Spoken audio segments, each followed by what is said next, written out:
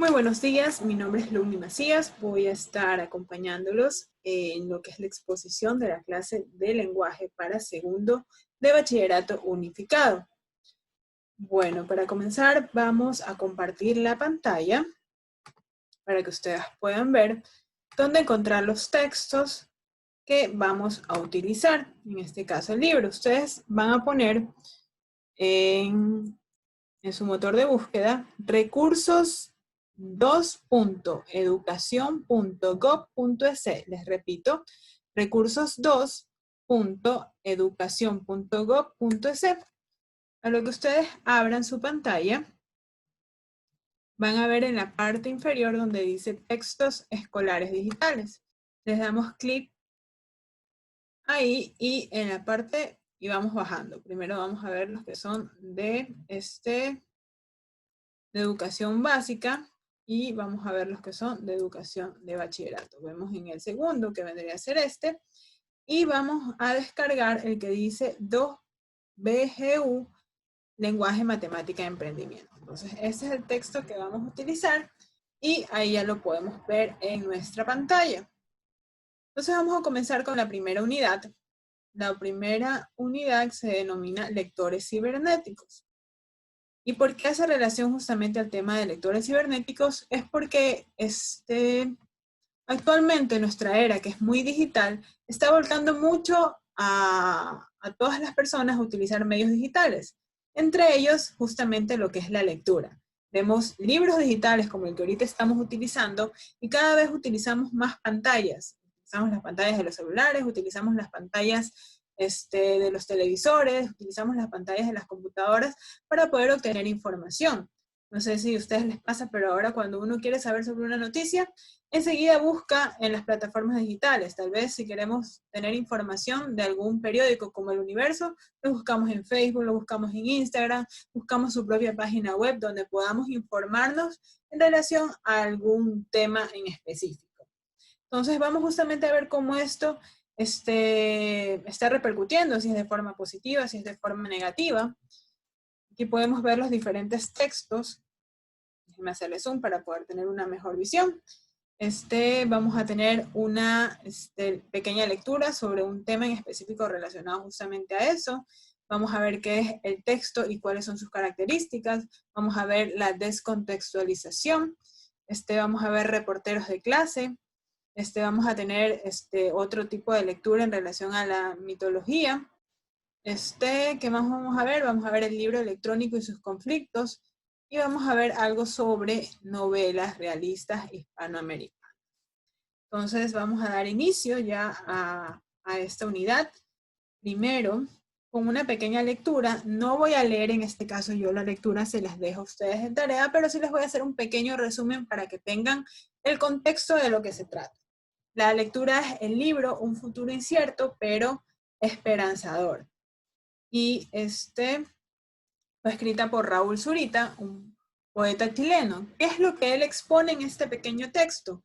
Él expone que así como vamos ahorita en este mundo digital, a él no le parecería extraño que en poco tiempo los libros físicos ya no existan. ¿Por qué? Porque es una parte de la adaptación. Él habla de que hace muchos, muchos miles de años atrás, la Biblia fue escrita en pergamino, fue escrita en libros donde se utilizaba cuero y que todo esto va evolucionando y que hoy en día nosotros la Biblia ya la tenemos incluso en nuestro celular y podemos incluso resaltarla. Entonces todo esto va a ir cambiando y lo mismo va a pasar con los libros. Va a llegar un momento en que los libros físicos ya no existan, sino que solamente sean digitales y que a nosotros como sociedad nos volquen a hacer ese uso. Pero que a pesar de que pueda existir eso, él no siente una preocupación. ¿Por qué? Porque la literatura va a seguir existiendo. Van a seguir existiendo los textos, solamente van a cambiar la forma de uso, de cómo se lo emplea. Entonces a eso va dirigido justamente el texto. Y bueno, y el primer tema que vamos a ver el día de hoy es el parafraseo. ¿Qué es esto del parafraseo? El parafraseo es decir con nuestras propias palabras lo que hemos entendido sobre un texto. Es lo que nosotros hemos podido entender, ponerlo con palabras tal vez más simples, pero es justamente lo que nosotros hemos captado. Aquí, ¿qué nos dice? Parafrasear es enunciar con palabras propias que se expresa en un texto. Para realizar una paráfrasis se utiliza palabras y estructuras sintácticas distintas a las del escritor original, que deben transmitir una misma idea global con respecto al primer texto, y es lo que les acabo justamente de decir. O sea, nosotros cuando vamos a parafrasear algo, primero tenemos que captar esa idea.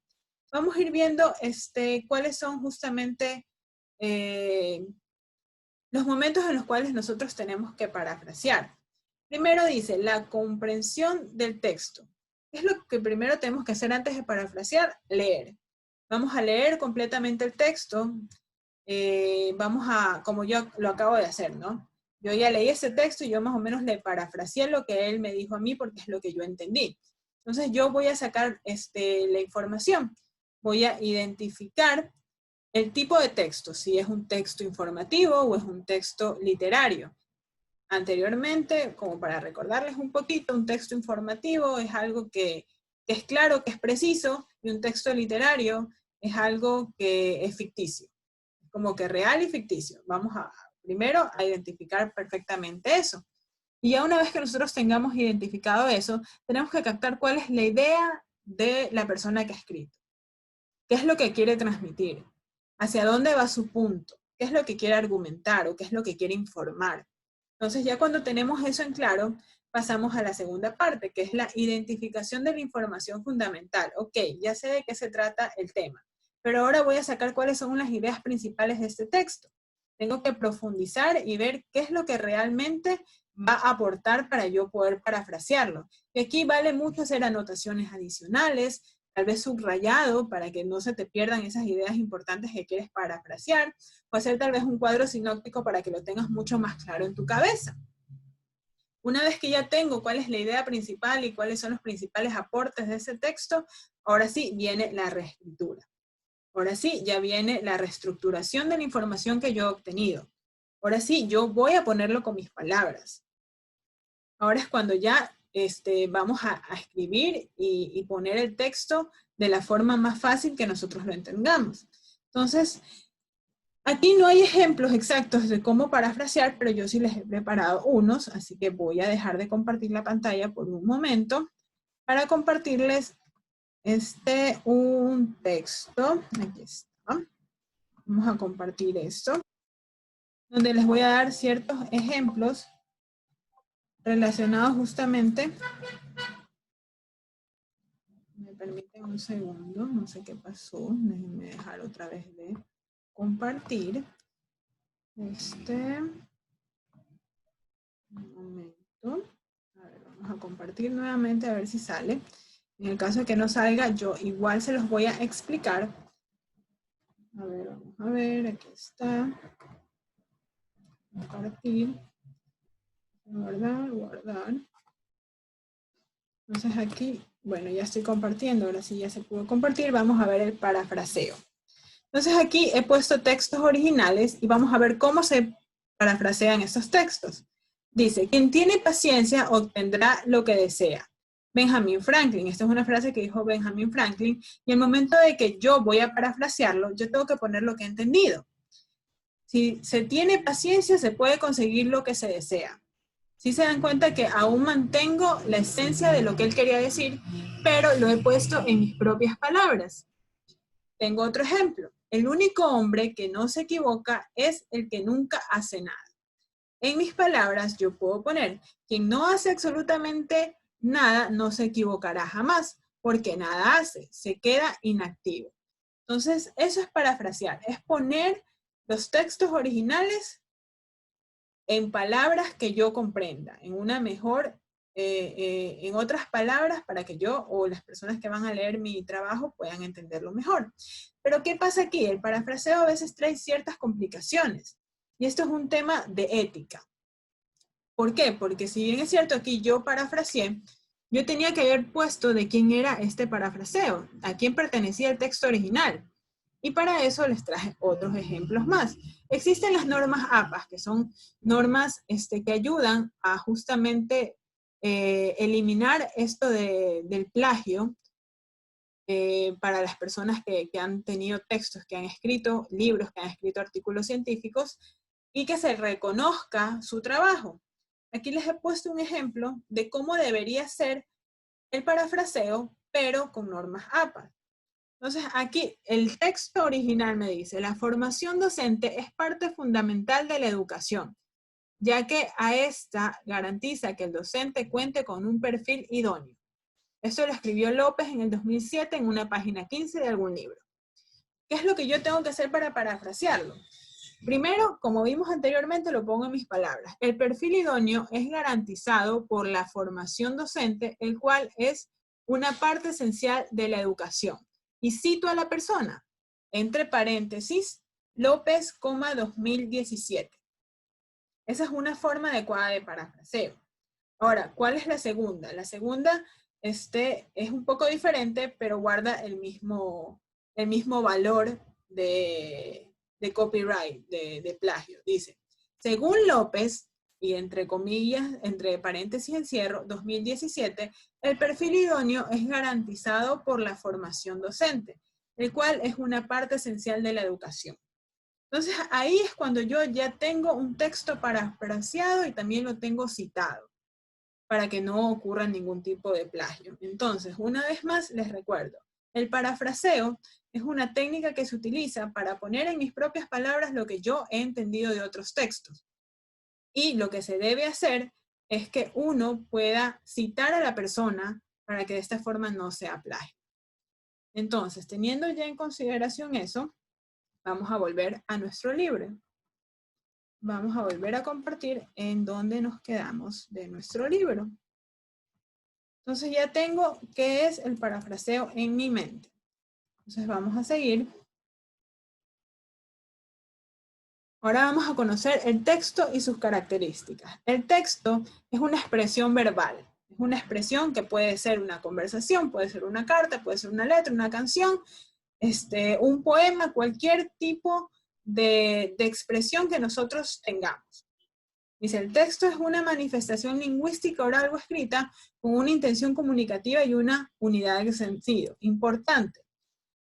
Es escrita u oral. No solamente me puedo basar que el texto es texto, letra, aquí, sino que también yo lo puedo decir. Por eso hay narraciones, por eso hay oratorias. Entonces hay que tener muy en cuenta eso. ¿Qué pasa en un texto? Un texto también tiene ciertas composiciones. Un texto tiene un título, siempre va a tener un título. El tema central de este trabajo es. Siempre va a haber. ¿Qué más va a tener? Va a tener párrafos. Un texto siempre va a estar compuesto por una introducción, por el párrafo 1, por el párrafo 2, y siempre va a terminar con una conclusión. También, ¿qué tiene un texto? Tiene conectores. Conectores que me permiten ligar la idea anterior con la de ahora.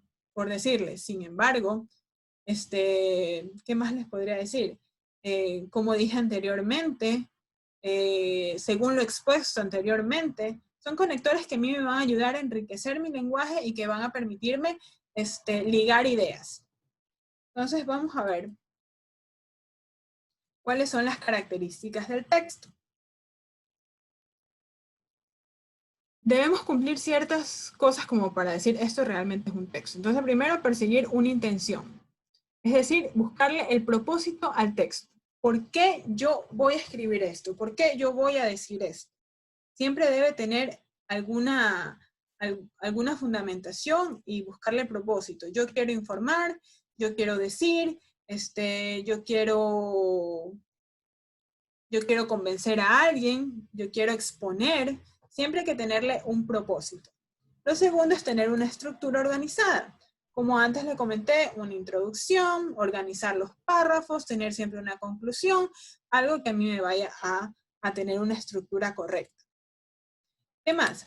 Estar cohesionados. Las ideas de cada párrafo deben guardar relación entre sí mediante expresiones de unión. Eso es lo que antes les decía. Debe haber enlaces y conectores que me permitan hilar las ideas, porque si no, este párrafo me va a hablar de una cosa y este párrafo me va a hablar de otra.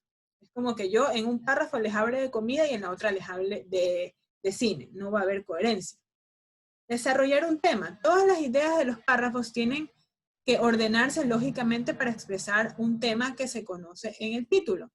¿Qué pasa? Que cuando, por decirles, si nuestro texto es de carácter histórico, nosotros vamos a comenzar con el año 2000, luego con el 2010, y en el 2012 pasó lo de acá y lo de allá. Yo no puedo irme en desorden y comenzar primero en el año 2020 y luego en el año de 2010. No, yo tengo que tener un hilo conductor lógico que a mí me permita tener una estructura buena y que mi lector pueda engancharse y pueda entender lo que yo quiero decir. ¿Qué más dice? Debe adaptarse a la situación. El vocabulario que se usa debe ser adecuado a la intención del autor y a las personas que los van a dirigir. ¿Qué pasa? Que si yo soy un científico, pero yo quiero que mi trabajo sea leído por un niño, yo no puedo utilizar un lenguaje técnico. Yo tengo que utilizar un lenguaje muy simple para que el lector, que es un niño, me pueda entender. ¿Qué más puede tener? Tener una buena presentación. Los textos escritos deben tener una disposición clara, ordenada y limpia. Los textos orales, una expresión fluida y correcta. El aspecto formal del texto mejora la comunicación. Es decir, que tiene que ser muy limpio. Tenemos que guardar absolutamente control en cada una de las oraciones que vayamos a tener y las siguientes. O sea, es de también pensarlo. ¿Qué más? Hay que respetar normas. Hay que respetar normas gramaticales, ortográficas, de concordancia, de coherencia, de puntuación, de absolutamente todo. ¿Y qué vamos a hacer ahorita como para ver si realmente esto se cumple o no en un texto? Vamos a ir al primer texto que vimos y vamos a ver si es que realmente cumple con esto. Entonces vemos el texto de Raúl. Y Raúl, en primer lugar, tiene 3 textos. Es algo simple, es algo complejo. En el primer texto habla justamente sobre el futuro, los medios digitales, tiene sus signos de puntuación bien puestos, tiene coherencia. Aquí mira, en la segunda parte habla de fechas históricas, como antes hablamos, debe tener una secuencia. Habla de los últimos 500 años. Sin embargo, ya habla de los últimos 500 años, de cómo los libros se han leído de formas diferentes, de los elementos del museo, como soporte de las nuevas obras en los medios digitales. Hace también evolución a que de aquí al 2800 de antecedentes, entonces guarda un hilo conductor. ¿Qué más utiliza? Vamos a buscar un conector aquí para que veamos. Puede ser, igual uno también puede servir de conector para exponer algo. El OSEA nos muestra, también es un conector. Tenemos los signos de puntuación, o sea, en 3 párrafos él ha resumido todo lo que nosotros necesitamos ver dentro de las características del texto. Perseguir una intención, él quiere hablar sobre el futuro. Estar estructurado, tiene una estructura de 3 párrafos ordenados, en los cuales habla de antecedentes y habla de actualidad. Tiene coherencia, tiene enlaces para poder hilar sus ideas. Tiene el desarrollo del tema de forma cronológica, habla del pasado y habla del presente. Se adapta al vocabulario, tiene un vocabulario muy sencillo que cualquiera lo puede entender y tiene una buena presentación. Y vimos que tienen signos de puntuación y tiene la gramática estructurada y todo. Entonces, esa es la forma en la cual nosotros podemos ver que un texto es realmente bueno. Y aquí ustedes tienen una actividad en la cual ustedes pueden, así como yo hice con el texto anterior, ustedes aquí también pueden hacerlo. Identifiquen si realmente cumple con cada una de las características de un texto. Ahora vamos a ver los textos académicos. En textos académicos existen algunos. Existen varios textos los cuales están ligados a la investigación, al ensayo, a desarrollos de artículos, a temas que los estudiantes pueden desarrollar durante sus épocas tanto de colegio como universitarios. Existen monografías, existen comentarios, entrevistas, artículos. Bueno, hay un sinnúmero de textos académicos que podemos emplear. Y hay también algo importante que recalcar aquí, es que muchos de estos textos tienen un lenguaje muy formal y riguroso por justamente su naturaleza, porque como son de investigación, siempre deben tener relación a algo, entonces deben utilizar un lenguaje relacionado a eso, si es un artículo científico, si es un artículo social, si es un artículo relacionado a moda, a marketing, a economía, siempre va a tener esa formalidad y va a tener el texto y sus palabras relacionados a lo que es el artículo. Vamos a ver cuáles son las características de los textos académicos. Los textos producidos en el ámbito estudiantil tienen una marcada característica formal. Por lo general, estos textos tienen características relacionadas primero a su formato. Un resumen, una introducción, un desarrollo, una conclusión, metodologías. Hay varias cosas que a veces piden cuando se desarrolla un texto académico. Hay otros que van relacionados a su lenguaje. ¿Qué tipo de lenguaje voy a utilizar? Si voy a utilizar el técnico, si voy a utilizar el sencillo. Hay normas que debemos seguir. Actualmente se utilizan las normas APA, que como ya les comenté, nos ayuda a referenciar, a citar, a que no existe el plagio. Entonces, son cosas que hay que considerar cuando armamos un texto justamente académico. Y aquí hay ciertas características. Dice estilo formal y técnico. Una monografía, por ejemplo, debe reunir ciertas condiciones formales de redacción, contar con una introducción, un índice correspondiente, organizado, la manera de realizar bibliografías, las conclusiones y los anexos. Todo eso es un componente de lo que es justamente un texto de monografía. Hay variedad temática. Entonces, primero tenemos estilo y forma, como ya les dije. También hay variedad temática. ¿Qué voy a escribir? ¿Hacia dónde me voy a orientar? ¿Cuál es la disciplina que voy a tratar? Si son textos educativos, si son sociales, si son de ciencias naturales, si son de matemáticas, ¿qué es lo que voy a hacer? ¿A qué público va dirigido? Si es a tus propios compañeros, si es a un profesor, si es a un tribunal de defensa, hacia dónde voy a estar orientado, hacia quién voy a estar orientado, perdón. Demostrar un conocimiento en forma sistemática científica, o sea, todo lo que yo expongo debe emanar que yo sé el tema. Aquí hay algunos textos que ustedes pueden ver en relación a monografías. Estos son textos pequeños extraídos, las monografías son mucho más amplias que esto, pero aquí nos dan un texto pequeño para que ustedes lo puedan analizar. También nos dan comentario de un texto, es decir, una aportación que alguien ha hecho relacionado a algo que ha leído. También nos da un ejemplo de texto académico, un artículo de alguna enciclopedia relacionado a un tema específico y sobre un ensayo sobre la eutanasia. Yo he resumido esto en unos cuadritos que ya les voy a mostrar. Déjenme volver a mi presentación para que tengan un poquito más claro justamente esto. Bueno, ya vimos el parafraseo. Ahora vamos a ver textos académicos. Tengo monografías, ensayos y artículos. Tengo que las monografías es el género más acostumbrado a presentación. Aquí se investiga, se reflexiona y son trabajos académicos en general.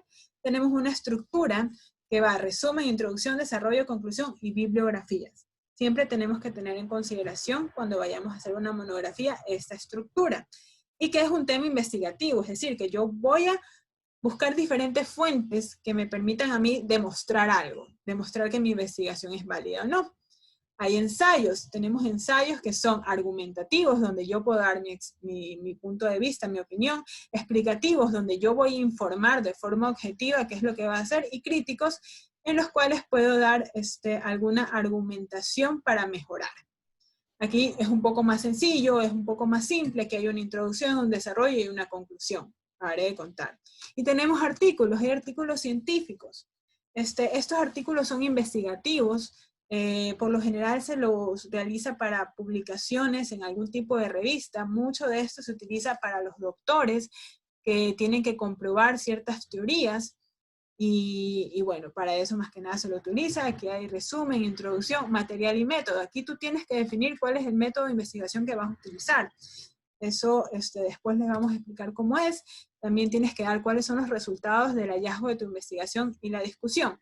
Aquí no puse, pero en algún momento les va a servir es la tesis. La tesis también nos ayuda justamente a eso, a investigar, a declarar una hipótesis y a comprobar algo.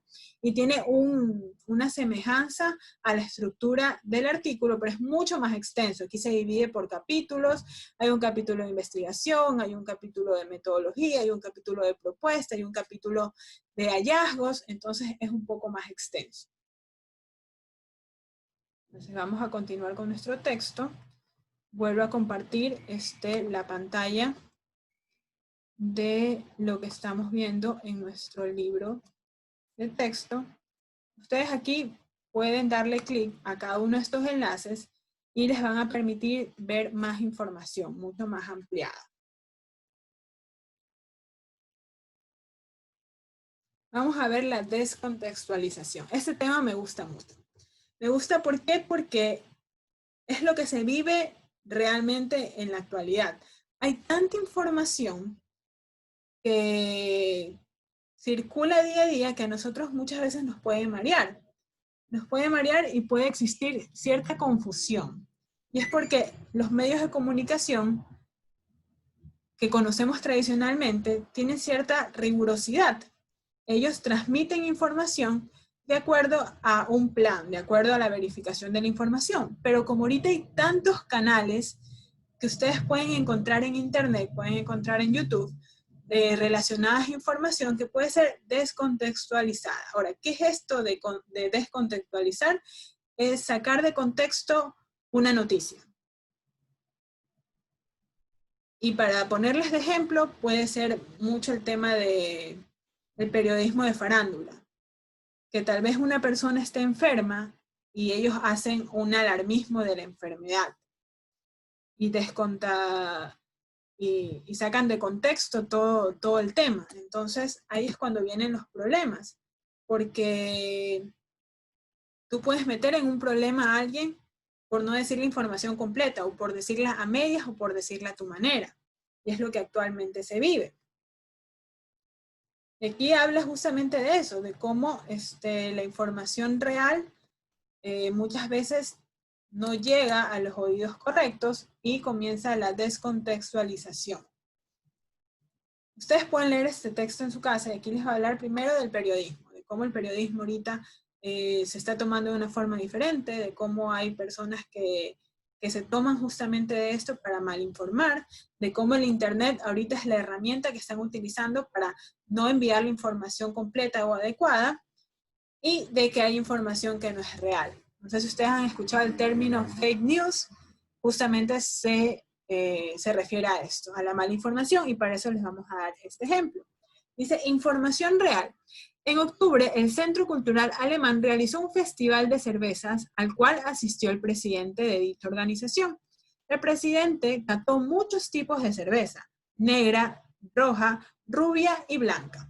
Finalmente supo indicar que había preferido la rubia, aunque también había encontrado muy bien elaborada la cerveza roja. Esa es la información real, eso es lo que sale al público. ¿Qué pasa? Que viene alguien malintencionado o que quiere ser alarmista o quiere llamar la atención, va a redactar este texto de una forma diferente, lo va a parafrasear, entre comillas, a su conveniencia. ¿Qué dice la página? La página web del Centro Cultural publicó un artículo cuyo titular rezaba, el presidente de CCA le gustan las rubias. Ya desde ahí, uno si lee eso, uno qué va a pensar, que los gustos del presidente son las mujeres rubias, no una cerveza. Si bien el presidente del Centro Cultural hizo en efecto esa afirmación extraída de su contexto, no se entiende con la intención con la que fue dicha en primera instancia. Es decir, primero estamos omitiendo el total de la información y de paso lo estamos poniendo de una forma en que hace quedar mal a esta persona. Y ahí es cuando viene la descontextualización de un tema. Entonces hay que tener mucho ojo al momento de que nosotros escribimos y que nosotros parafraseemos bien y completo, no a medias y a conveniencia. Entonces es importante que tengamos consideración eso. La palabra descontextualizar fue recientemente agregada al diccionario de la Real Academia Española de la Lengua y significa sacar algo de su contexto. Ahora vamos a ver qué es contexto. El contexto puede referirse a una situación comunicativa, es decir, al momento y escenario en el que un mensaje fue emitido o también al entorno lingüístico que involucra al resto de palabras que rodean ese mensaje. A menudo el contexto nos ayuda a comprender el sentido con el que se está utilizando una palabra ambigua, por ejemplo, una palabra que tiene un homónimo. Entonces, no sé si ustedes han escuchado la frase, entremos en contexto, o les voy a dar el contexto para que puedan entender. Bueno, el contexto es justamente eso, es lo que te añade valor a lo que tú quieres indicar. Por decirles, si yo digo, me mojé allá afuera, ustedes pueden pensar que me mojé porque está lloviendo, porque me mojé, porque alguien me echó agua. Pero si yo les pongo el contexto, está lloviendo muy fuerte, por lo tanto, me mojé afuera, y ustedes ya saben de qué es por la lluvia. Pero si yo solamente les doy una parte de la historia, no van a entenderlo. Por eso se utiliza el contexto, para que nosotros podamos tener toda la historia en nuestra cabeza. Les voy a poner un ejemplo más sobre el tema de contextualizar y descontextualizar. Volvemos a mis diapositivas un momento.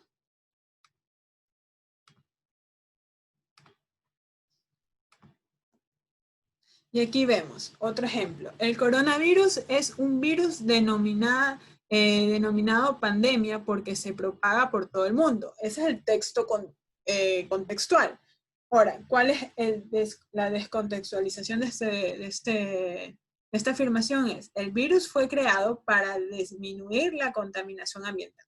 Entonces, y ahí es otra cosa diferente. O sea, están afirmando que este virus alguien lo creó, cosa que no dice el texto original, sino que se propagó por todo el mundo, no da razón ni nada, pero acá incluso ya están agregando el por qué.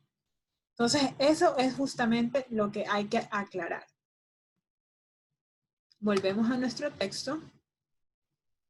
Y ya tenemos claro esto de qué es la contextualización y descontextualización. Uno va relacionado al entorno que está girando lo que quiero decir, y el otro es parafrasearlo de una forma errónea. O sea que ustedes pueden tener algunas actividades que puedan realizar para que sea de utilidad y puedan tener mayor clase. Bueno, reporteros de clase. Esto es algo que deberían hacerlo en grupo, pero bueno, lamentablemente las condiciones no le dan, pero bueno, es como que ustedes puedan ponerse en el papel de reporteros y armar un escenario en relación a eso. Un reportero es un periodista cuya principal actividad consiste en recolectar y presentar información sobre un determinado evento o acontecimiento. Yo lo que les propongo es que ustedes lo hagan en su casa, que lo hagan con sus hermanos, con sus papás, jueguen a ser reporteros, saquen la información necesaria y luego redacten. Escriban cómo sería el contexto y cómo sería lo adecuado en relación a las afirmaciones que han podido obtener de otra persona. Eso es lo que yo les puedo recomendar.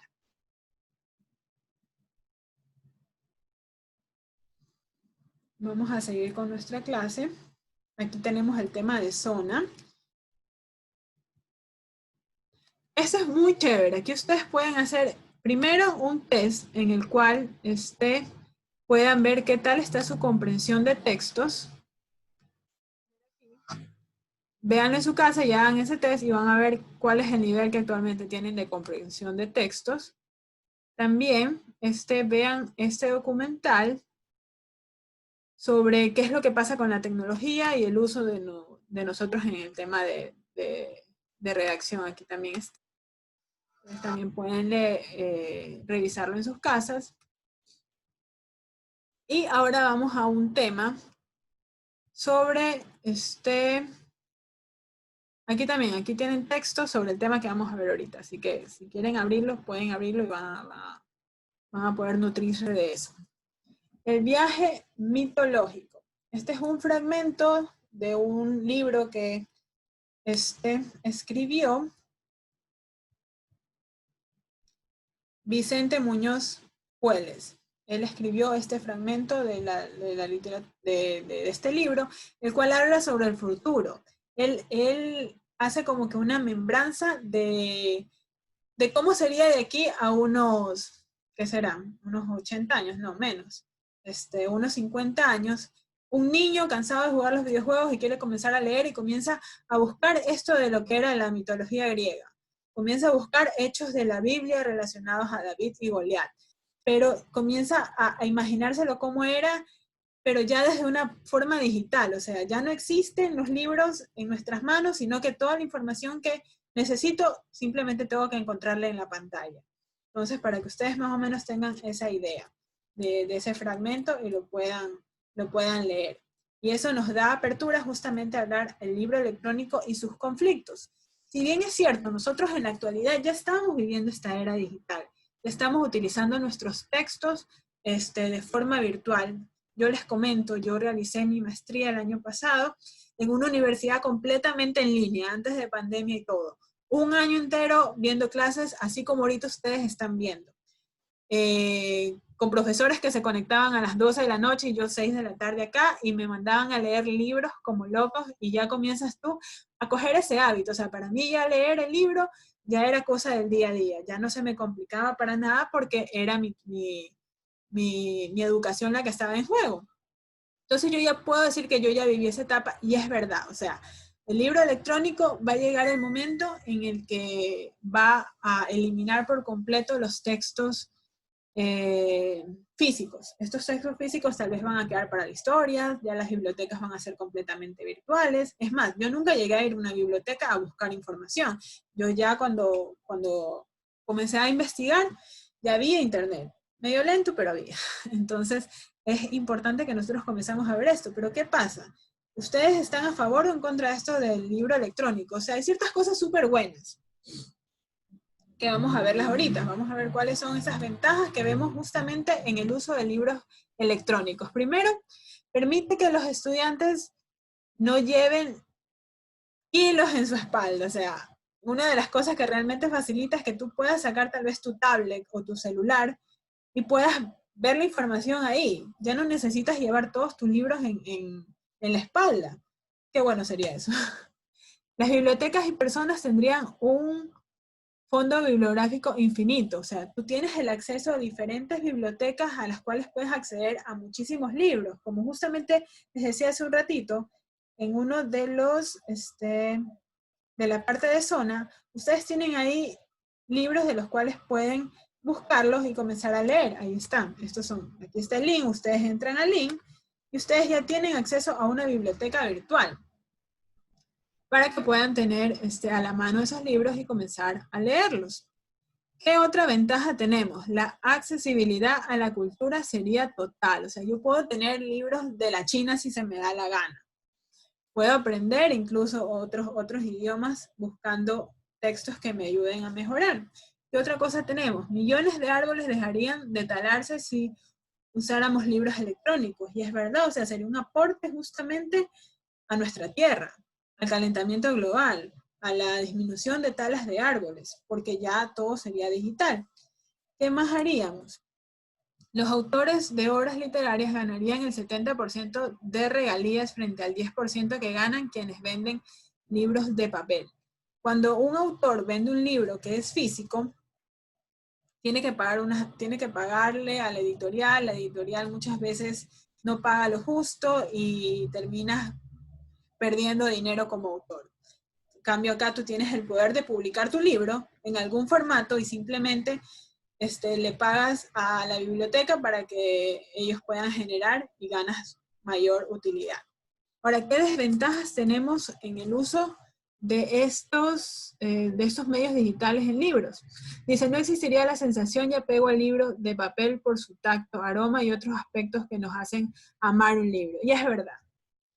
Yo no soy tan amante de la lectura, pero cuando leo me gusta leer en físico porque me permite, no sé, es ese tacto, esa forma de llegada, de relación entre el libro y tú, es diferente.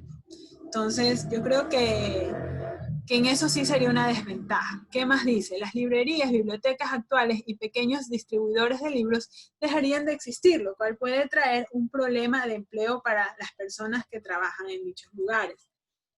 Y es verdad, o sea, si no tengo libros ya físicos, ya no necesito a las personas que me anden limpiando los estantes, no necesito a las bibliotecarias, ya no necesito personal de apoyo en las librerías. Y eso sí sería temas de desempleo para justamente este sector. Comprar un dispositivo apropiado para libros digitales puede resultar muy costoso y muchas personas quedarían sin poder adquisitivo. Eso es también, o sea, no es lo mismo leer un libro en un celular que leer un libro en un iPad. Es completamente diferente, te vas a cansar más las vistas. Y eso es otro tema que no han puesto ahí, o sea, las personas comienzan a utilizar y a forzar mucho sus vistas por estar tanto tiempo leyendo en la computadora. Entonces, esas son las ventajas y desventajas que puede pasar al momento de nosotros poder justamente adquirir libros ya digitales.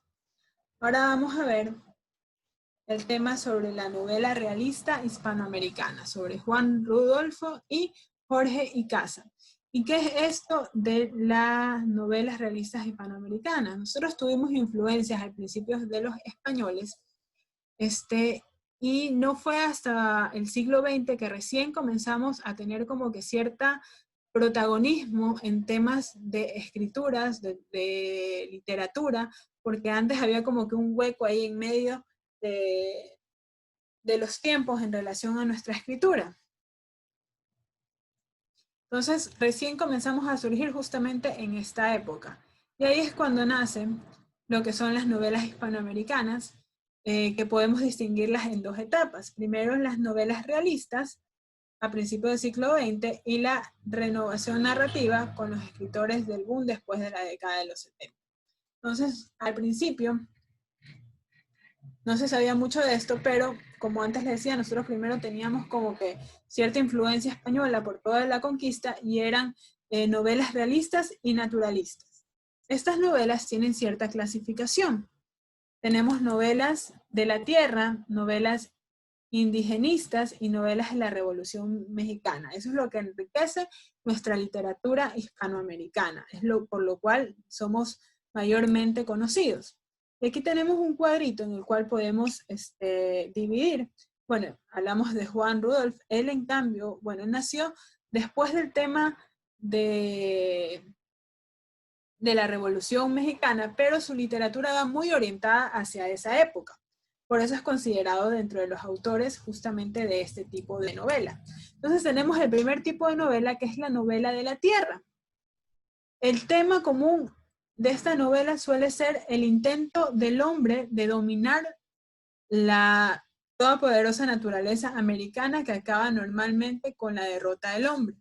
Entonces aquí busca mucho esa forma de que el hombre domine, de que el hombre agarre la naturaleza y la haga propia. Eso era la forma en la cual se expresaba. Luego de eso tenemos las novelas de la Revolución Mexicana. Estas novelas de carácter testimonial tienen un estilo realista, sin retórica, melodramáticas y con un lenguaje cercano al reportaje periodístico, porque su correlato literario aborda como temas, bueno, para resumírselas, esto evoca mucho a la cultura mexicana. Uno lee un texto y puede imaginarse al charro mexicano con su sombrerito, con el tequila en la mano, con el bigotito. Eso es lo que relata y es lo que transmite estos escritores. Aquí nosotros tenemos algunos escritores. Bueno, en el primero me olvidé de nombrarlos, está José Eustanio, Ricardo Giraldes y Rómulo Gallegos, y con sus propias autorías, ¿no? En el de novela de Revolución Mexicana está Mariano Azuela. Y finalmente tenemos novela social e indigenista. Esta aquí es muy importante porque esta es una de las que nos caracteriza a nosotros como ecuatorianos, que más luego vamos a ver un ejemplo. Los novelistas latinoamericanos también muestran interés por las condiciones de vida de las clases oprimidas, los indios y los mestizos. Estas obras denuncian la injusticia social y la explotación que sufren los indígenas y los problemas raciales de la sociedad americana. Esto, en cambio, evoca a una realidad que se vivía en esa época. En esa época se veía mal a las personas indígenas, a los mestizos, no había una justicia social, era completamente indignante y sus autores exponían justamente eso como ellos lo veían y también te lo hacían vivir, o sea, era bastante relacionado con el tema mexicano. Y aquí justamente hay dos ejemplos. Pedro Páramo. Aquí hay un fragmento que habla de un hombre que va a buscar a su padre y comienza a buscarlo como que en un pueblito y la gente le dice, bueno, sí, aquí está, pero no está. ¿Y por qué va a buscarlo? Porque su mamá se lo pidió y al final encuentra hasta un hermano y hasta llega el fragmento. Yo no me he leído el libro, pero ustedes lo pueden hacer.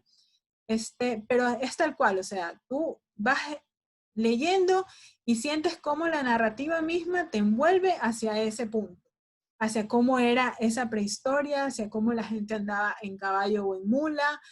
Incluso puedes imaginarte así como que el desierto y las personas viajando. Eso es lo bueno de este tipo de narrativa. Y aquí tenemos a Jorge Casa Coronel. Este es un escritor que nos representa a nosotros. Es escritor y novelista, es quiteño, estuvo entre los años 1906 y 1978 y es nuestro máximo representante junto con Alcides Arguedas y Ciro Alegrías. Y aquí habla de la narrativa indigenista y tiene una obra que se llama Huasipungo, que salió en 1934 y que si tú lo lees, aquí está, tú puedes incluso imaginarte cómo las personas hablan, porque hablan como hablan los indígenas, con su acento bastante marcado, con las palabras medias mochas, incluso te narra cómo es el lugar donde viven y te lo hace vivir, esa narrativa que te permite a ti expresarte. Entonces, esa es la riqueza que actualmente nosotros podemos tener en relación a la historia de la narrativa en nuestra cultura, por medio de justamente este tipo de lectura que son las novelas sociales o indigenistas, donde relata la realidad de esa época. Entonces, eso es en relación a justamente ese tema. Aquí ustedes tienen retos para poder realizar, para que puedan culminar. Y podemos aquí ver un paseo rápido sobre lo que hemos visto el día de hoy. Vimos el parafraseo, cómo se debe utilizar, cómo se debe emplear, parafrasear de forma textual, pero al mismo tiempo de citarlos, qué es un texto, cuáles son sus características. Vimos también qué es un texto académico, vimos ejemplos de monografías, de ensayos, de tesis, de artículos científicos. Vimos los libros electrónicos, cómo ha evolucionado este tema, cómo muy pronto vamos a ver solamente libros electrónicos y ya no físicos. Y vimos un poco de la narrativa hispanoamericana, sobre las novelas realistas, sobre las novelas narrativas y lo que nos representa a nosotros, que es las indigentes. Entonces, ese es el resumen de lo que hemos podido ver. Para finalizar, les voy a dejar una tarea. Voy a dejar de compartir el libro y voy a compartir lo que nos queda como tarea. Aquí dice, tarea, redactar un ensayo sobre los nuevos retos de los lectores en la era digital. Van a hacer un ensayo, preferiblemente que sea informativo, y van a citar a 2 autores para argumentar estos textos, y también van a utilizar las normas APAS, y esto es de máximo 1 carilla. Eso lo deben hacer y nos envían a nosotros para poder revisar. Y déjenme dejar de compartir. Y bueno, agradecerles por estar atentos de esta clase. Espero que les haya gustado y nos vemos en una próxima. Que estén muy bien. Hasta luego.